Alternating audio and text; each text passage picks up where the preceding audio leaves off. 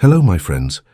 I'm Antonio Carlos, and today I will tell you a story whispered through the corridors of the big house and the huts of the slave quarters. A story about the day a baby's cry shook the heart of a mistress and stirred the suspicion of a young slave. It was drizzling over the Monteverde plantation when Amelia's cry ripped through the night. The entire big house woke with a start. The maids ran, the slaves' skirts lifted, climbed the stairs, and the Baron, still smelling of cachaça, was hauled out of bed by the elderly midwife of the area. "Quick, Your Excellency! The child is coming," murmured Comadre Firmina, her wrinkled hands trembling with urgency. In the large room with tall windows, Mistress Amelia writhed on the stained sheets, blonde hair plastered to her brow, a rosary tangled in her pale fingers. She had prayed 9 novenas for this day. The heir, a son to carry the Baron's name. In his imagination, the Baron already saw the boy growing up, watching from the porch over the rows of sugarcane. The labor was long. Down below, in the slave quarters, the murmur ran from mouth to mouth. Some prayed to God, others to the saints, and some in silence to the ancestors who had stayed on the other side of the sea. Among them was a newcomer, a young woman with attentive eyes named Dandara, sold just weeks before, still showing the fresh marks of chains on her ankles. "They say the heir is coming today," whispered an older slave, adjusting the cloth on her head. Dandara did not answer. There was something in the night, a weight in the air she'd felt since sunset, a strange premonition, as if the wind had a secret to tell. When the baby's cry finally echoed through the big house, a relief ran through the plantation. The Baron lifted his chin, proud. The maids smiled, though only at the corners of their mouths. The mistress collapsed in a mixture of pain and joy. "It's a boy, Baron," announced Comadre Firmina with a toothless smile. "God has blessed you." But the blessing came with a different kind of silence. As they cleaned the small body and laid him in his mother's arms, something didn't feel right. The baby cried, but he did not react to the candlelight brought near. He did not blink, did not turn his head. His eyes, a milky grey, seemed to look at a place no one there could see. He doesn't look at me, Firmina," Mistress Amelia whispered, her voice breaking. The midwife cleared her throat, searching for words she didn't yet have the courage to speak. "He's tired, mistress. He's weak from the birth. That's all." The answer did not convince even Comadre Firmina, and it convinced even less the doctor the Baron had hurriedly summoned from the neighboring town. When Dr. Vasconcelos arrived with his black bag and the smell of tobacco, he examined the boy in silence, gently pushing aside the frantic hands of the mother. The baby's small hand closed on empty air, as if clutching something no one could see. No light made him react, neither flame nor lantern glare, nor sudden movement of shadows in the room. "Tell us straight, Doctor," the Baron growled, his face red as he stepped forward. "What's wrong with my son?" The doctor breathed in deeply. He cannot see, Your Excellency." The silence that followed felt like a coffin's weight. Mistress Amelia let out a sharp, chest-tearing scream. The Baron stepped back as if struck. "The heir to my name." "Blind," he murmured more to himself than to others. Down in the kitchen, the news arrived as a crooked whisper. "The mistress's son was born cursed," they murmured. "God punished the Baron. There's something otherworldly about this." In the slave quarters, as the night deepened and activity slowed, Dandara sat in a corner staring into the dark. She thought of the faceless baby, of the cry that had crossed the yard, of the curse story being born with him. Deep within, she felt that this was not a simple punishment, nor the work of an offended saint.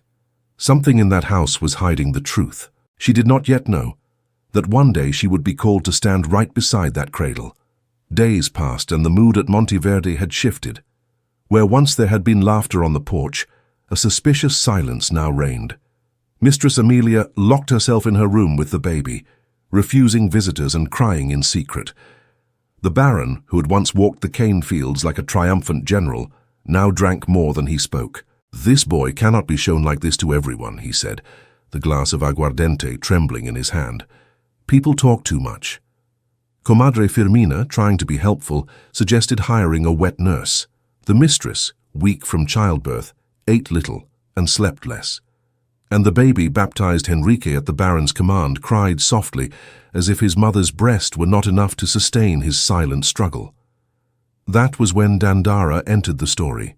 She had been noticed by the old cook, Donna Chica, who saw in the girl an attentive manner and a gentle touch, very different from the desperate hurry of those who only waited for the next shout from the overseer.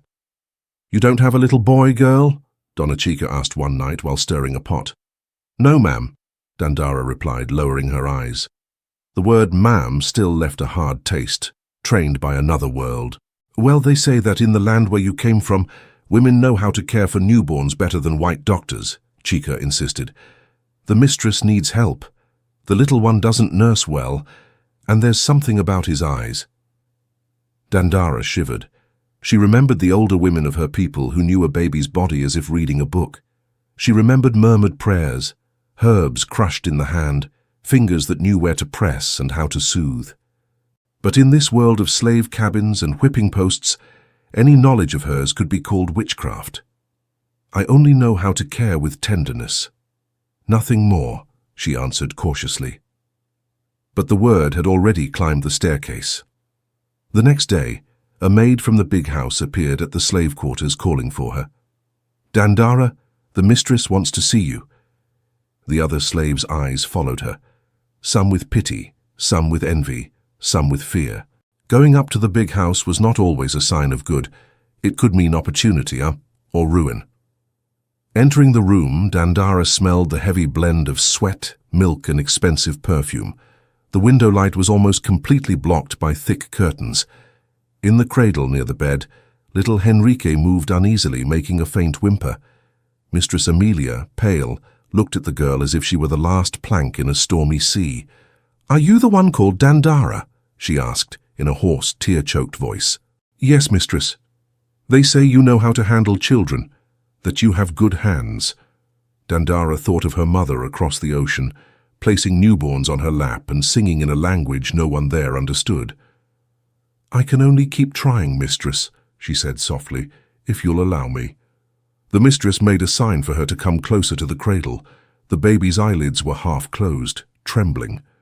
Dandara noticed something others had failed to see. The little one did not fix on anything. His head moved without searching for his mother's face, or the stranger who watched him now. Dandara laid her hand gently on his forehead, singing almost in a whisper, a song not in Portuguese, yet it came so naturally she barely noticed. The crying subsided, as if the child recognized a rhythm the world had not yet erased. "See?" the mistress murmured, surprised. "With me he only cries. With you, he quiets." "It's the tone of your voice, mistress. He feels it," Dandara ventured. Then, without knowing if she should, she did something simple. She picked up a narrow pale ribbon nearby and moved it very slowly in front of the baby's eyes. She waited for a sign, a blink, a start, anything. Nothing. A shadow of doubt crossed her face. "The doctor said he's blind," the mistress blurted, as if vomiting the word that poisoned her. "Blind, do you understand?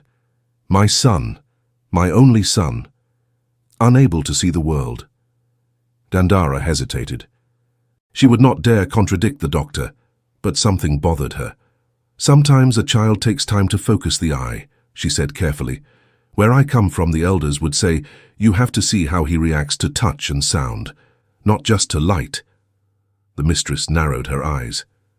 "Do you think the doctor could be wrong?" The silence in the room seemed to lean forward, waiting for the answer. "I think we need to look more closely, mistress. There are things a rushed eye cannot see." The door slammed open, and the Baron entered, the smell of alcohol announcing him. "What is this woman doing here?" he snarled. The mistress, in a move that surprised even herself, raised her head. She calmed the child, Leoncio. "Nobody could, only she. I want her here." The Baron shot a hard look at Dandara, sizing up a new tool. "If this child improves, you stay. If he worsens—" He let the sentence die in the air, but Dandara understood. In that instant, without anyone saying it out loud, her fate was tied to the blind baby. Dandara became a constant presence in Mistress Amelia's room. Morning she helped in the kitchen and with heavy chores. Afternoons and nights she climbed the stairs to care for Henrique, to sing, to rock, to try to coax the little one to nurse properly. Each day she watched him more closely.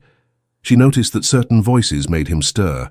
At the sound of the Baron, for instance, he would curl inward, as if sensing the weight of that harsh timbre. With his mother's tremulous voice he seemed to calm. With Dandara's songs, sometimes he moved his little hands in the air, as if trying to reach for something. One rainy afternoon, when thunder made the house tremble, Dandara took him into her arms and approached the slightly open window. A thin beam of light slipped through the curtain. "Mistress, may I bring him a little closer to the light?" she asked. "If the doctor comes and objects," Amelia murmured, uncertain. "Just a little, mistress, to see if he senses it." The mother nodded, weary. Dandara turned her body gently, letting a warm shaft of light touch Henrique's face. He did not blink, true, but he moved his eyelids, as if something disturbed him. Dandara frowned. A truly blind child does not react to light like that. She remembered the elders' stories. For them, light is the same as darkness. But here there seemed to be a strange, incomplete reaction. Later, while she rocked the cradle with her foot, she heard Dr. Vasconcelos's low voice in the corridor talking with the Baron. "It's irreversible, Baron. Don't raise hopes. The child was born this way and will die this way." "What if it's a curse?" the Baron murmured, hoarse.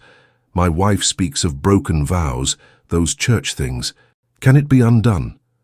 "Whether a punishment or not, it's not my field," the doctor answered. "But I'll say more, you'd better not spread this around. People will talk and whisper. You don't want your name tied to misfortune." Dandara froze. The word "spread" echoed in her mind. So that was it. They wanted to hide the boy from the world, to keep the blindness like a sin kept secret. At night in the slave quarters, she told Donna Chica part of what she had heard, without revealing everything. "This child has something, Chica. I feel it. When the light hits him, he seems bothered. It's not as the doctor says." Chica knocked 3 times softly on the bunkwood, like one who wards off bad omen. "Girl, be careful with these ideas. Whites don't like slaves thinking something they haven't noticed. For them, what the doctor says is what counts." "But what if the doctor was wrong?" Dandara insisted stubbornly. "Then it's an error nobody wants to see. Some things people prefer to believe even if they are not true, so they don't have to stir their own lives." Dandara fell silent, but a restlessness took root in her. She began to run small secret tests. Sometimes she tapped with her fingers at one side of the cradle, then the other, watching whether the boy turned his head toward the sound. Other times she passed a piece of colorful cloth, knowing he wouldn't see the colors, but curious to see if he followed the movement. One night when everyone slept, Henrique woke wailing. The mistress, exhausted, had no strength to get up. Dandara, sleeping on a makeshift cot in a corner, hurried over. She took the child, held him to her chest and began to sing louder, in a language that filled the room with a nostalgia she couldn't name. The baby calmed. Then, on impulse, Dandara brought her face close to his and felt it. Henrique could not see her, but he seemed to seek the voice, turning his head, opening his mouth in a clumsy half-smile. "You feel it, don't you, little one?" she whispered. "Your eye is in your ear, in your heart. Somewhere these white folk don't know how to examine." Suddenly a snap sounded in the corridor. Dandara turned, startled. The door was ajar and a shadow moved there. She had just enough time to make out the rigid outline of the Baron. "What are you murmuring there, Negra?" Leoncio asked, his eyes narrowed with suspicion. "Is that prayer or witchcraft?" Dandara's heart raced. She knew that for many there was no difference between one and the other when such things came from a slave. "It's only a lullaby to soothe the baby, Master Baron," she replied, swallowing her fear. He stepped closer, studying his son, then looked at Dandara with a mix of threat and curiosity. "If he becomes too attached to you, the mistress might not like it. Don't forget your place." When the Baron left, slamming the door, Dandara felt the weight of those words. It was not only the child who lived in a dark uncertainty. She did too. But that night, one certainty grew. Something about the story they told about Henrique was wrong. If she kept watching, One day she would see what no one else wanted to see. She did not yet imagine the price of discovering the truth. Mornings at Monteverde resumed bustle, but not the old joy. Each day the Baron grew harsher, as if his son's condition had taken a piece of his pride. Mistress Amelia swung between moments of desperate devotion and a deep, feverish silence. And Dandara, trapped within the thick walls of the house, became indispensable to little Henrique's small world. On a stifling afternoon, the air heavy enough that even the furniture creaked, Dandara sat near the window, lightly tapping a wooden ladle to distract the infant. Henrique, in her lap, moved his head slowly, following the rhythm, as if trying to locate the sound inside the surrounding darkness. "He feels it, mistress," Dandara murmured, when she noticed Amelia watching from afar. "He feels more than they let on." The mistress approached quietly, eyes red from sleepless nights. "I'm afraid, Dandara," she confessed, smoothing the locks of hair that refused to stay in place. "Afraid he will never see me, that he will never know my face." Dandara thought for a moment, then spoke carefully, without bravado, but with truth. "Some mothers are seen with the eyes. Some mothers are seen with the chest. Sometimes that is stronger." Amelia stifled a sob, squeezing the handkerchief she always kept in her pocket.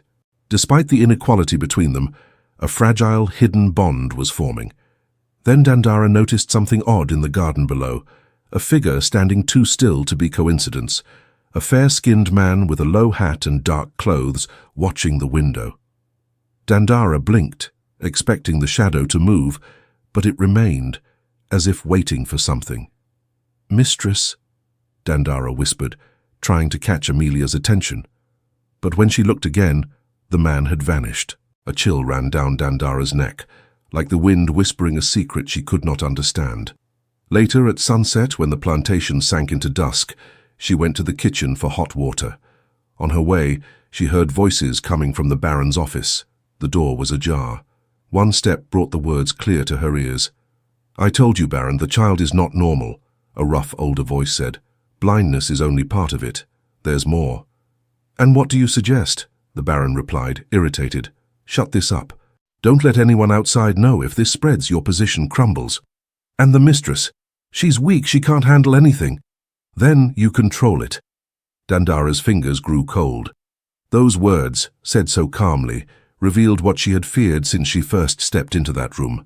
More secrets surrounded Henrique's birth than the Baron would admit. She hid quickly as footsteps approached. The Baron came out impatient, lighting a cigar and grumbling. Right behind him was the man with the rough voice. Dandara saw him clearly for the first time.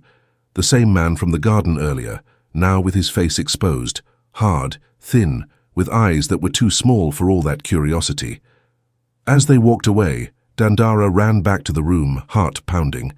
She found the mistress asleep in a chair, the baby breathing softly in his cradle. She stood silently, looking at little Henrique. "If there's truth hidden here," she whispered, "I will find it." Even asleep, Henrique moved a tiny hand as if answering. That night Dandara decided she would investigate what no one else had the courage to face. If the baby could not see the world, someone had to see for him. She began her tests in secret, always when the Baron was away and the mistress slept. She did not want to defy anyone, but her unrest had grown too large for her chest. The more she watched Henrique, the more she realized his blindness did not fit the stories the older midwives of her land had told. On the first morning, she set a small bell in the room and shook it slowly. Henrique tilted his head slightly to the right. Then she repeated on the left, and he followed. It was not just a reflex, there was intent. If he perceives sound like this, why not light? Dandara wondered. She then took a light cloth and, holding the baby, brushed reflected light across his skin using the window's reflection. Henrique did not blink, but he furrowed his brow. A minimal reaction, nearly invisible, but real. "This is not complete blindness," she whispered. While she tested, footsteps echoed in the corridor. Dandara muffled the cloth, placed Henrique in the crib, and straightened up. The door opened with a snap. The Baron. "What are you doing?" he asked, frowning. She inhaled. "Rocking the baby, sir. He's restless today." The Baron came closer, eyeing his son like a man examining an expensive but flawed object. Then he cast a sideways glance at Dandara, as if attempting to read her thoughts. "The mistress says you're too close to that child," he muttered. "Remember, you're only a slave." Dandara lowered her gaze. "Yes, sir." But the Baron did not leave. He stood looking at his son until, suddenly, he said something that chilled the girl. "Did you hear anything last night?" The question fell like a stone. Dandara felt her body prickle but kept her voice steady. "No, sir." The Baron squinted and then turned his back, slamming the door. When his footsteps faded, Dandara breathed deeply for the first time in minutes. That afternoon, the whole house seemed tauter, the maids whispered. The overseer strode more sharply than usual, and even Mistress Amelia had deep dark circles as if she had foreseen a storm. As Dandara was about to leave the room that evening, something stopped her. A very soft sound, a scrape behind the wall, a rhythmic tapping. She crept closer and pressed her ear gently to the wood. The sound came from the corridor, but it was not human steps. It was like wood being moved very slightly. Suddenly the door opened. It was the man with the rough voice, the same one from the private conversation, the same shadow in the garden. He entered without permission and let his eyes linger on the cradle. "You're the slave meddling too much with the boy," he said bluntly. Dandara's stomach fell. The man stepped forward. "Don't tell anyone what you see in there, nor what you think, nor what you suspect. This house already has too many problems." He turned to leave, but cast one last warning. "The child cannot improve. Understand?" He left, leaving a silence so heavy it seemed to press the walls. Dandara stood frozen for long seconds, blood pounding in her ears. Then she ran to the cradle, scooped Henrique up, and pressed him to her chest. "Don't worry, little one," she murmured. "I won't let them erase you." She knew then that her search for the truth was no longer curiosity. It had become survival. The sun rose heavy that day, as if carrying the unease that circled the big house. Dandara woke before everyone else, her body aching from the hard cot, mind alert. The man's phrase, "The child cannot improve," beat like a distant drum she couldn't ignore. When she went upstairs, she found Mistress Amelia in a state she had never seen, hair unkempt, dress askew, eyes wide as if she had not slept a single minute. "He cried all night," the mistress whispered, "and I couldn't calm him." Dandara took the baby and began to sing her old melody, the one that seemed to come from a place memory insisted on keeping. Henrique relaxed immediately, leaning his head on her shoulder. His crying dwindled to a small whimper. Amelia watched with a mixture of relief and guilt. "You have a gift, Dandara," she murmured. "Something I can't explain." The young slave said nothing, only continued to rock him in a slow, steady rhythm. At that moment, when she brought her face close to his, something happened. Henrique opened his eyelids, not with the usual stillness, but with a stronger tremor, as if trying to focus on a light only he perceived. Dandara's heart raced. "Mistress, come see."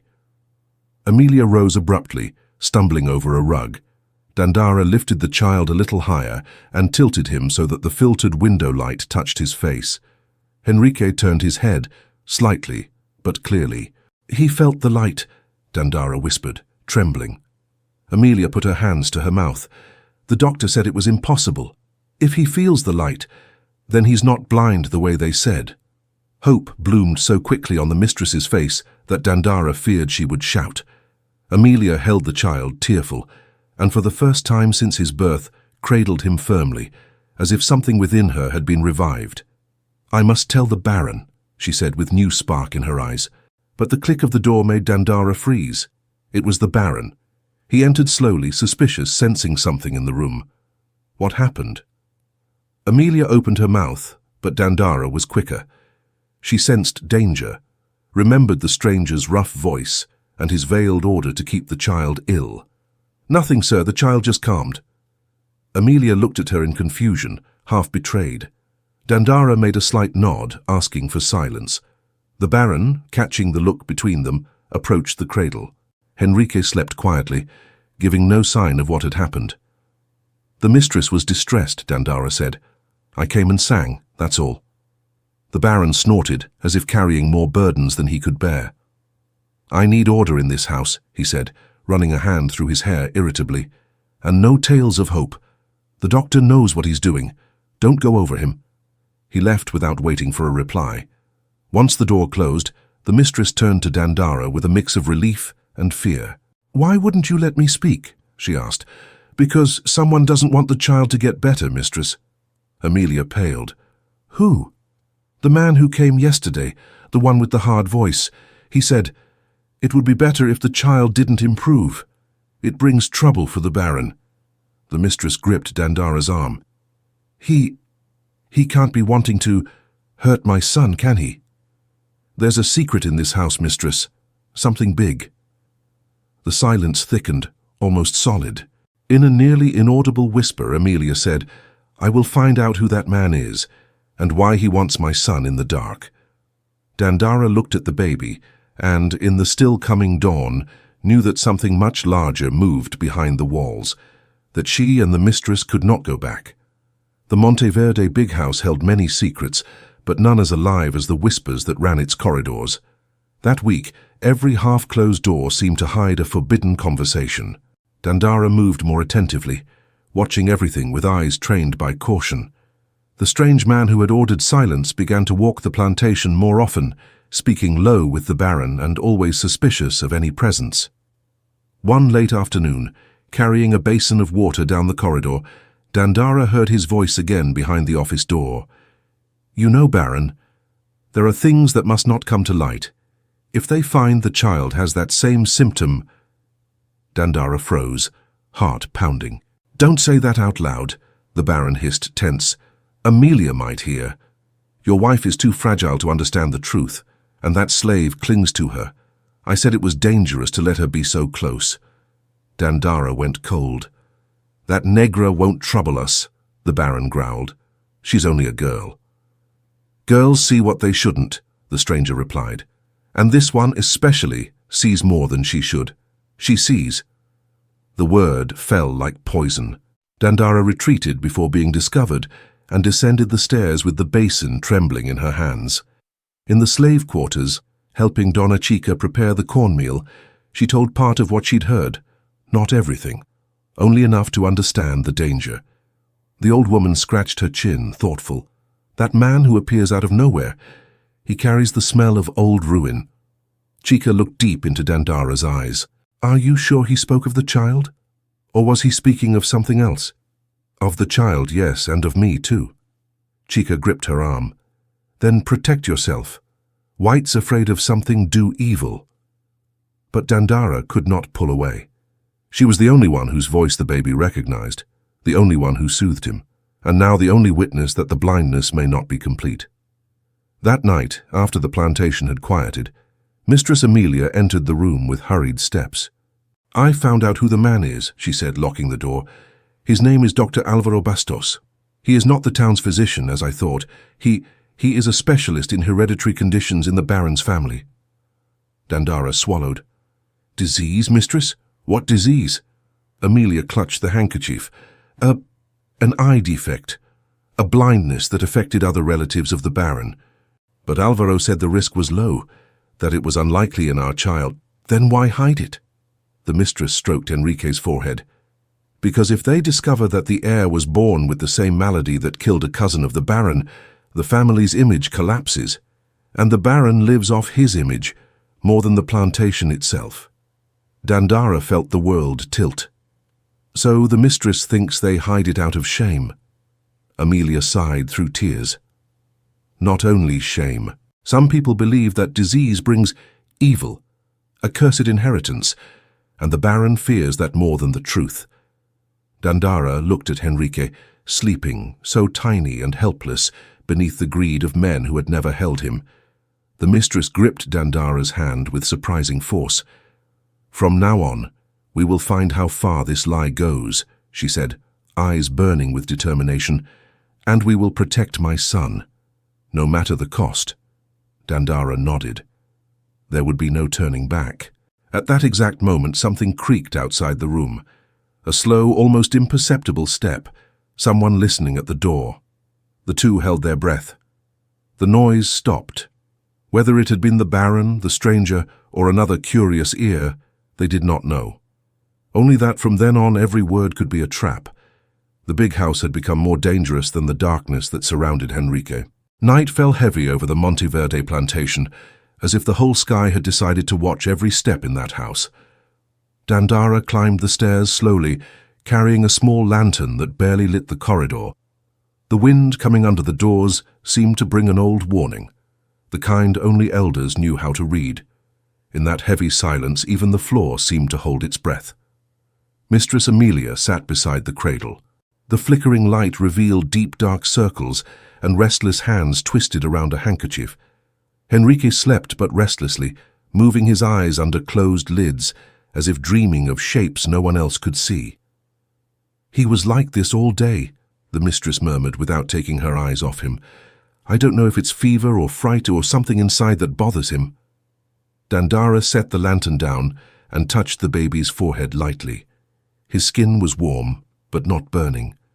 A fever that came and went, as if reacting to the surroundings rather than his body.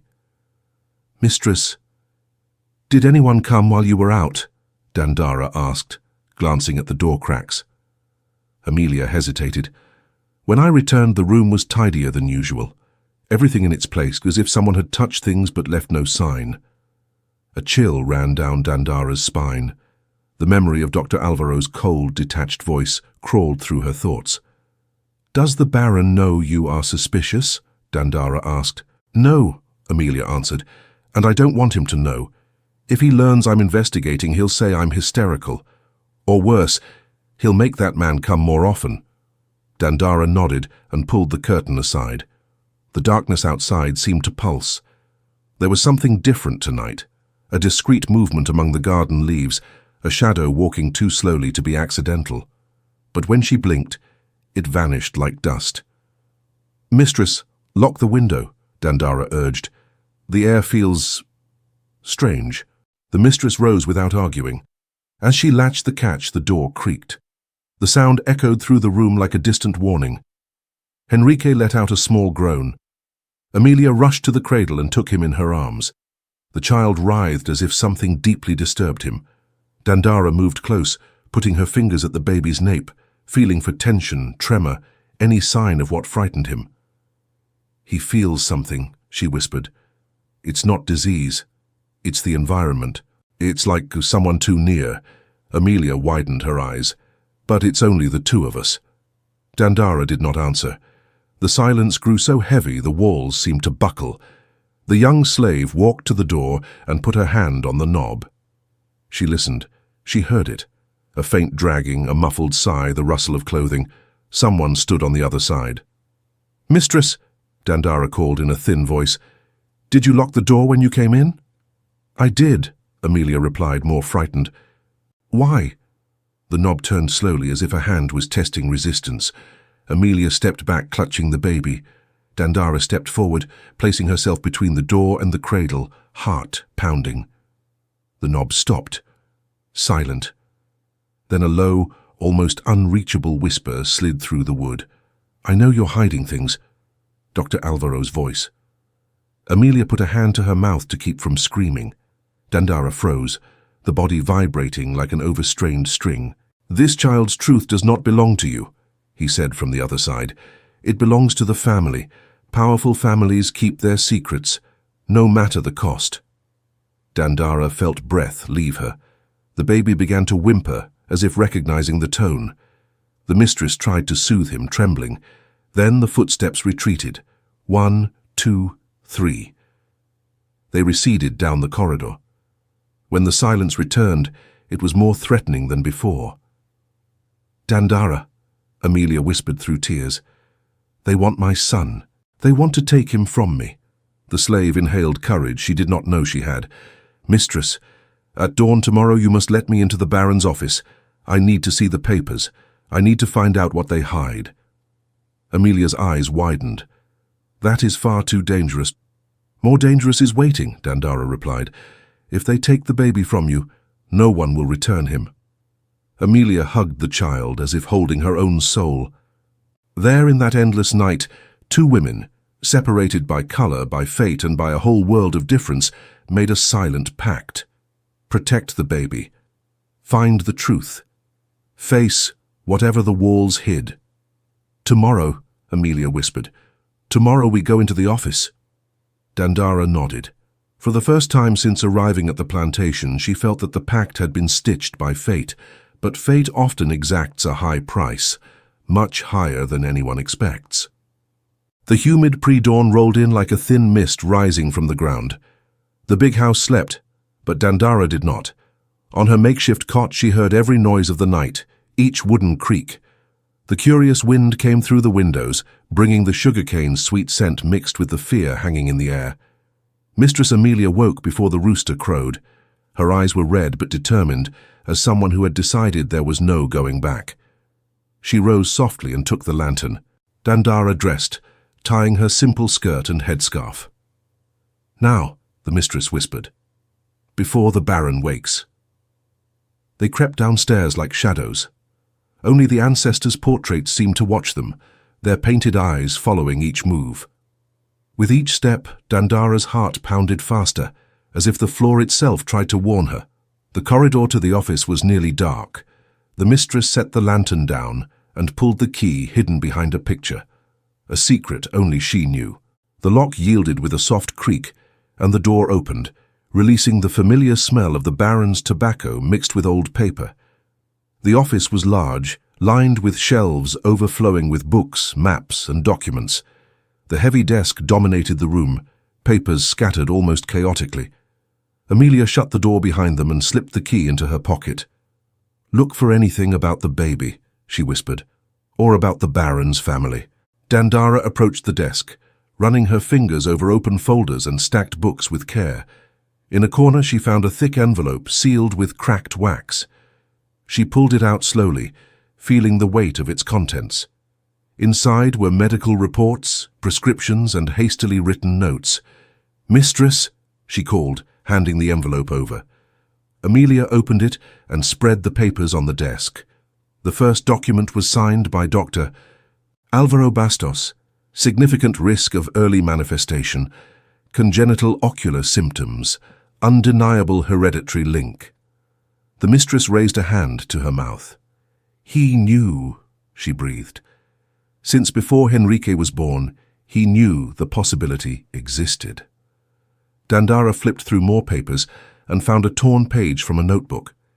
"If the child shows signs, keep quiet. Avoid premature exposure. Protect the family image."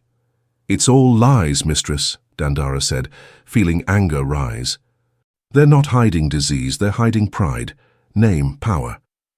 "My son was never Leoncio's priority," Amelia whispered bitterly.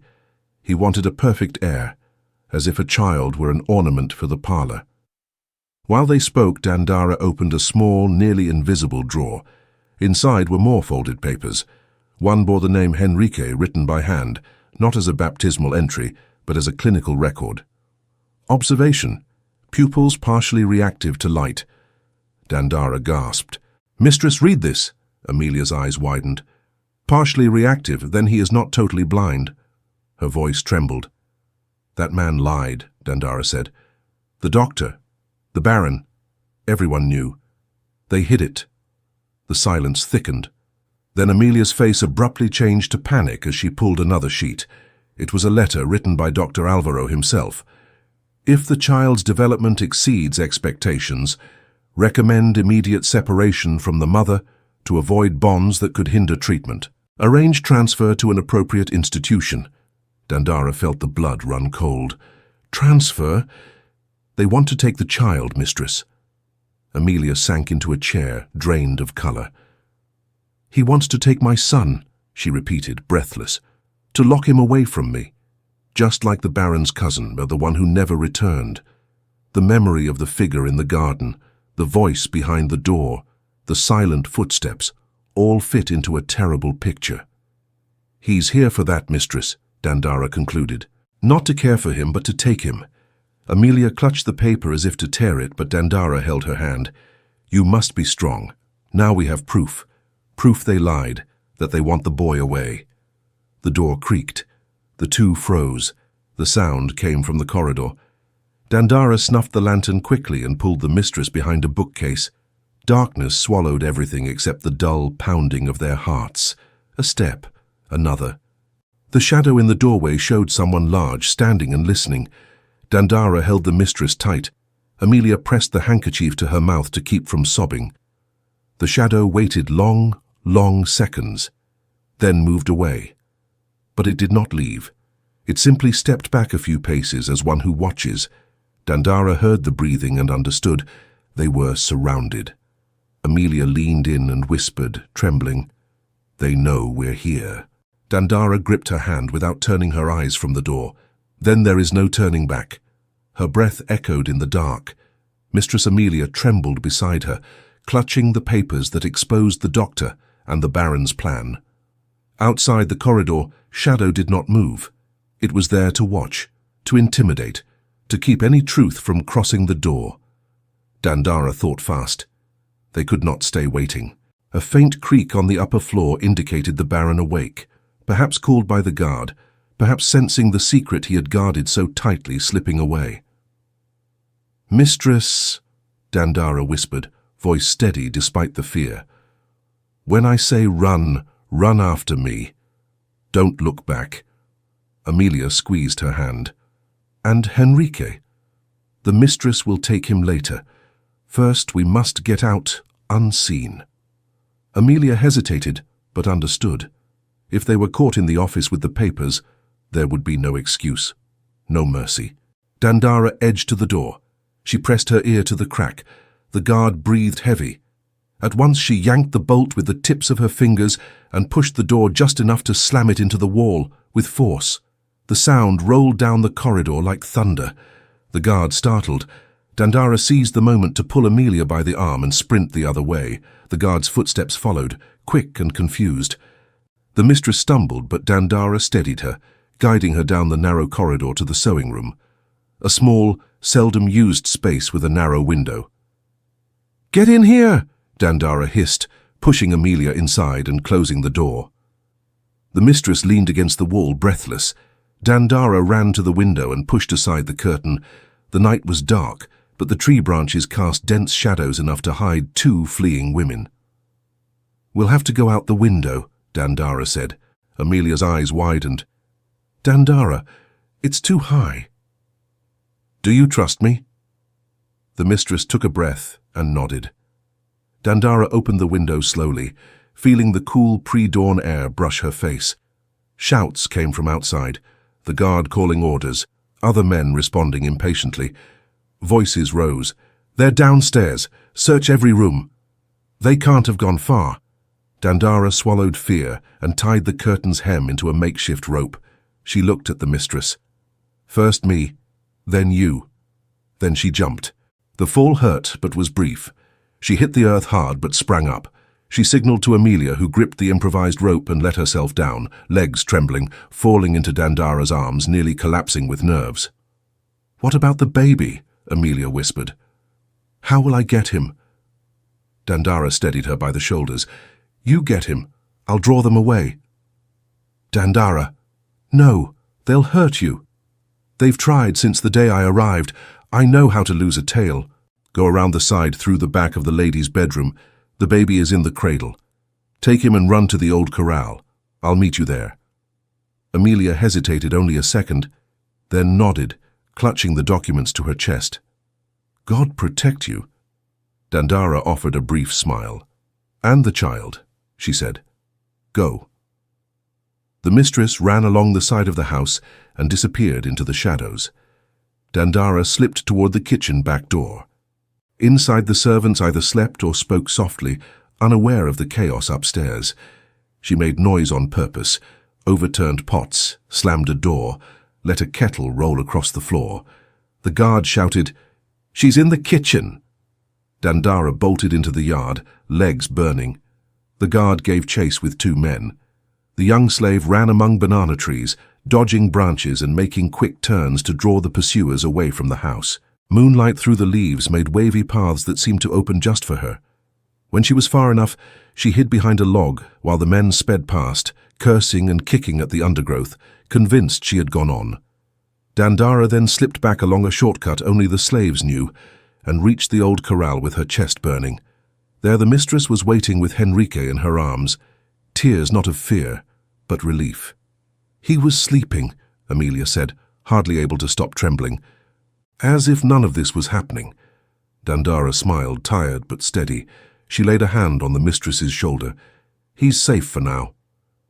In the distance, shouts, orders, and doors opening and slamming could still be heard. The entire plantation had woken and searched in the pre-dawn. But there, in the old corral among rotting boards and the smell of hay, 2 women and a baby were protected, at least for that precious moment. The mistress looked at the young slave with tears in her eyes. "You saved my son." "No, mistress," Dandara whispered. "I only did what my heart told me." The mistress took her hand. "From today, you are not just help. You are family, mine and my son's." Under the dark sky, the boy breathing softly between them, something was born that neither the Baron nor the doctor nor the most powerful falsehood could erase, a truth that made its way forward, and 2 women who, together, would never again be silenced.